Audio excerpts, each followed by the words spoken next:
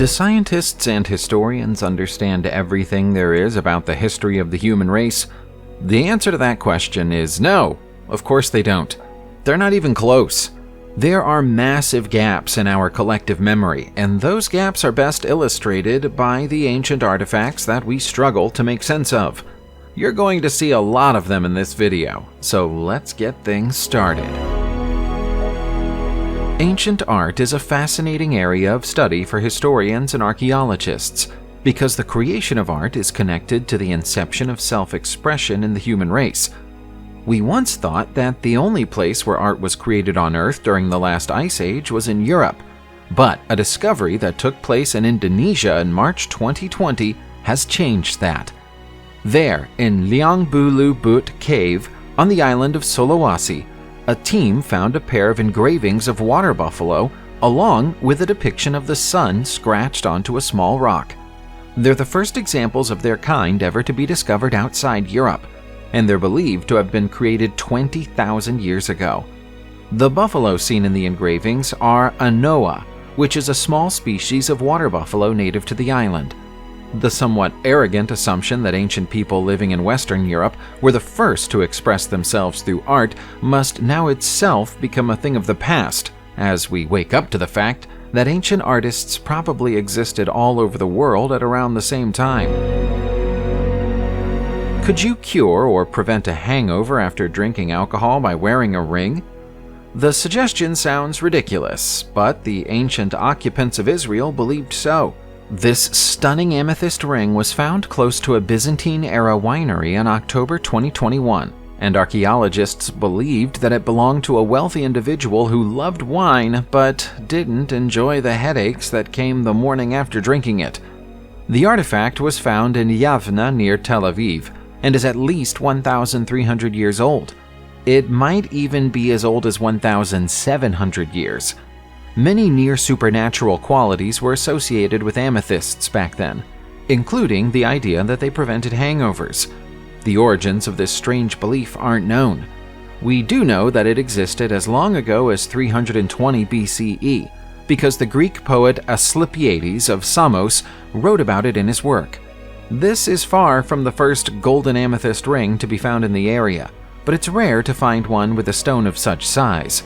It's probably fair to assume that whoever owned it wanted to show off their wealth and status, and the large amethyst was a way of doing so. We're going to the UK now for a discovery that was described as the find of the century in late 2019. It's a Celtic warrior's shield from the Iron Age, and it features a design that archaeologists had never seen before, despite the excavation of thousands of Iron Age Celtic graves in Europe. The shield was found in Pocklington, East Yorkshire, inside a tomb that also contained the unknown warrior's chariot and horses. The skeletal remains of the horses were still standing upright when they were found, which raises the horrific possibility that they were still alive when they were entombed. Prior to the tomb's opening in 2019, it's thought that it had been sealed for around 2,300 years. What's so unusual about the shield is the scallop shape of its border, which is consistent with the Latin style of design, but is highly irregular for a shield. It was initially thought that the shield would have been used for ceremonial purposes only, but there are defensive markings on it that indicate it was used in battle more than once. The elaborate nature of the chariot burial, itself a rite that was reserved only for great leaders, means that this was someone enormously important. Sadly, we'll probably never know their name. Body modification is a popular modern trend, but it was also a popular trend 1,600 years ago in Mexico. We know that because in 2016, archaeologists found the remains of a woman from that era buried close to the world-famous ruins of Teotihuacan, Mexico City. Several of the unknown woman's teeth have been removed and replaced with fake teeth made of serpentine and pyrite. Scientists say that she was buried in the 4th century and was probably a person of high status. They've reached that conclusion because her skull had been deliberately elongated through compression, a practice known to have been reserved for the ruling elite. The strange thing about the discovery is that skull modification has been recorded in Maya-dominated areas of ancient Mexico and Central America before, but never in Aztec territory. It's possible that she immigrated to the area before passing away, somewhere between the ages of 35 and 40. How her replacement teeth were secured into her jaw is currently unknown, but experts suggest it might have been achieved using a form of cement or an unknown fiber. Either way, the process would probably have been very painful. Here's another discovery that happened in the Americas in 2016. It's a cache of Obsidian Blades that turned up in the Willamette Valley of Western Oregon, USA. There are 15 of the rare and impressive blades in the collection, all of which are thought to have been stashed away on purpose by traders more than 1,000 years ago.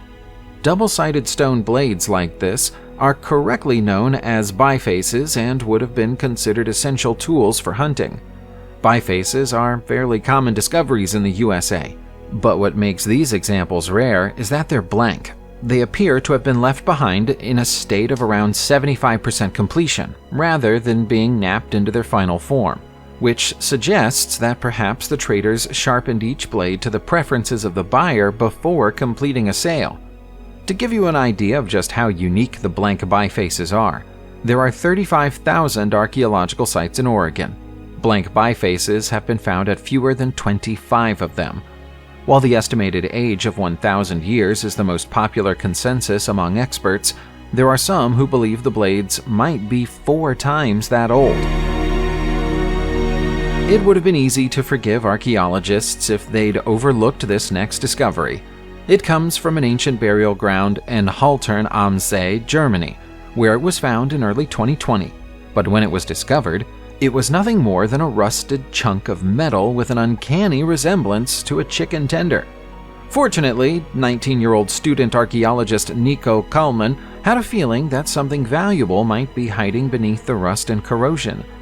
It took 9 months of careful grinding and sandblasting to prove him right, but when the experts completed their work, they found themselves looking at a beautiful 2,000-year-old Roman dagger, still in its original decorative sheath. Thousands of Roman soldiers were stationed in the area during the 15-year Roman occupation, and hundreds of their graves have been excavated. But this is the only dagger of this design that's ever been found. It might be that the occupant of the grave was a captain or leader. Unsurprisingly, the find has now been taken under the protection of a local museum and has been on display to the public since early 2022. Here's some further proof that you don't have to be a professional archaeologist to make an amazing discovery. Just ask the farmer who found this 1,000-year-old runestone as he plowed his field in Sweden in August 2020. The farmer, who owns land in Småland County, felt his tractor strike something solid in the ground and got out to take a closer look. That's when he found this large, flat rock covered in mysterious inscriptions. As the stone was face down and there are no inscriptions on the rear, it might have been overlooked by anyone who's seen it or walked past it for centuries. Runologist Magnus Karlström was summoned to inspect the runestone, and through his expertise, he was able to say that it was carved somewhere around the 11th century. According to the inscription, the runes were carved by someone called Garder, who raised the stone in honor of the father of Sigjarvr, who was also the husband of Ogard. The name of the man himself is curiously absent from the inscription. Runestone discoveries are rare and special, so when one as well preserved as this one turns up, it's a treat for historians. In September 2020, construction workers in Phnom Penh, Cambodia, were hard at work at the site of a new water pumping station when they stumbled across an ancient stone lion. The stone beast was broken into 2 pieces when it was found and had been buried deep. When the workers came across it, they were more than 12 feet below street level. It's possible that the lion is connected to the nearby Wat Phnom Temple, as it's similar in design to the lion statues that guard the temple's main stupa and pagoda. But there's a problem with that theory. The temple doesn't appear to be missing any statues, and even if it were, this one is far bigger. Historians in Cambodia have speculated that there was once a large religious structure next to the temple, but the building was destroyed long ago, and the lion statue was buried. The temple was built in 1372, so it's likely that the lion was made around the same time, but as it's so difficult for scientists to pinpoint the age of stone artifacts, there's no way of knowing. The Halaton helmet was named after the place it was found in the year 2000, an archaeological dig site close to Halaton in the English county of Leicestershire. The ornately decorated headwear, crafted from iron, is a Roman cavalry parade helmet and would once have been coated in silver with some gold leaf accessories to top it off. The team of experts who have since scoured the area have concluded that it was once a large Iron Age shrine. After almost a decade of careful conservation and restoration, it's now on display to the public at the British Museum. When it was found, it was smashed into pieces and had rusted and corroded, but you'd never know that from looking at it now. Given the complexity of the design, it's probable that it was used in ceremonies and displays more than it was used in battle, but it's equally possible that it was taken and used by an ancient Briton who fought alongside Roman forces during the Roman conquest of Britain. In other words, it might have belonged to a trader. The people of ancient Norway were skilled when it came to manufacturing weapons, but not all of those weapons were used in combat. The Bronze Age artifact known as the Hodoya Spear represents some of the finest weapons manufacturing of 2,900 years ago, but it was almost certainly never used in battle. The spear was discovered on the marshland of Hodoya, a Norwegian island in the Namsen Fjord, by roadworkers in 1922. As it was covered by a stone, archaeologists believe it was buried in the marsh deliberately. That would explain why it's far too ornate to have been a weapon. At 2 feet long, it was larger than the average spear of the time, and the decorative border is too elaborate for something that would have been considered an everyday hunting tool. Historians believe that Norwegians saw marshes as a doorway between the land of the living and the land of the gods, so the burial of this beautiful spear was probably intended to be a tribute.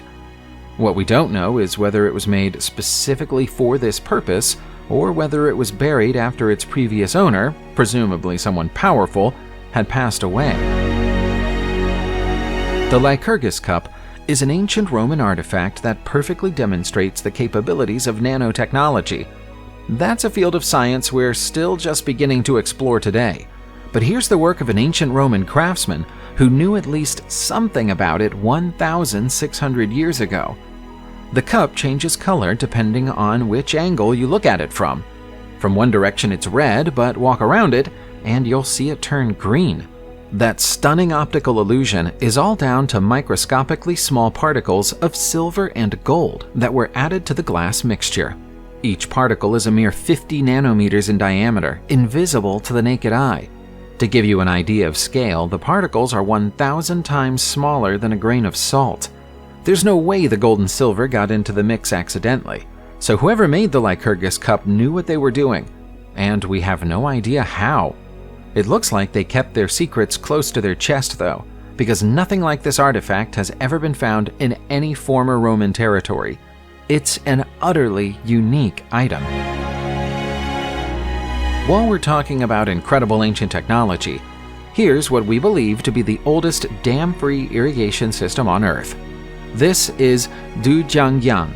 It's over 2,200 years old, and yet it was designed with such precision and perfection that it still works today, bringing water to almost 50 cities in China's Sichuan province.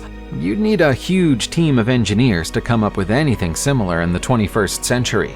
But Dujiangyan was planned and designed by just one man, an ancient genius called Li Bing. He'd been asked to work out why the Minjiang River flooded so often and if anything could be done about it. After extensive studies, he concluded that the river flooded every time the snow melted in the nearby mountains, and so the way to solve the floods was to direct the flow of that water and give the river a runoff. To do so, he spent 8 years digging a hole in Mount Yulai and allowing the excess water to escape through it to the Chengdu Plain. His understanding of waterways and artificial canals was centuries ahead of its time, making Li Bing one of the most important and overlooked geniuses in history. Subscribe to the channel, turn on the notification bell, and enjoy watching new videos on my channel. Thanks for watching, and see you soon!